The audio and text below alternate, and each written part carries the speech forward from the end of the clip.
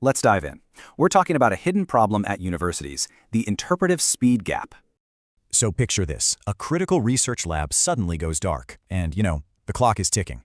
2 hours later, they find the cause. Phew. This time, the damage was minor. But what about next time? And here's the surprising part. The problem wasn't hardware. It wasn't staffing. It wasn't even the tools. The real failure was speed. The system just couldn't connect the dots fast enough. Simple as that. This delay actually has a name, interpretive latency. It's the gap between data and real understanding. Why universities? Well, they're decentralized by design. All that diversity creates a ton of fragmented context. So get this, your engineers aren't blind when things go wrong, they're just busy stitching clues together. This shows it perfectly. Most of your downtime isn't the actual fix. It's all that investigative stitching. And now, AI is raising the stakes. Suddenly, this problem isn't just annoying, it's actually critical.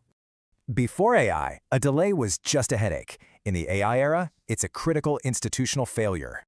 See, the network's job has changed. It's not just pipes anymore. It's the foundation for intelligence itself. This means we need a whole new mindset. We gotta stop optimizing for uptime and start optimizing for explanation. So what's the path forward? Easy. Ingest all the data, connect the dots, and then explain it simply. Because think about it, automation you can't explain? Well, that just opens you up to brand new risks. And look, this isn't about replacing engineers. It's about getting rid of that investigative drag, This forces a really tough question for leadership. How much of your time is just investigating versus actually fixing? Or how about this, if you needed a solid root cause report tomorrow, could you even deliver it? And are your AI projects funding the boring but critical infrastructure, or just the flashy stuff on top? At the end of the day, a system that can't explain itself isn't just old, it's exposed.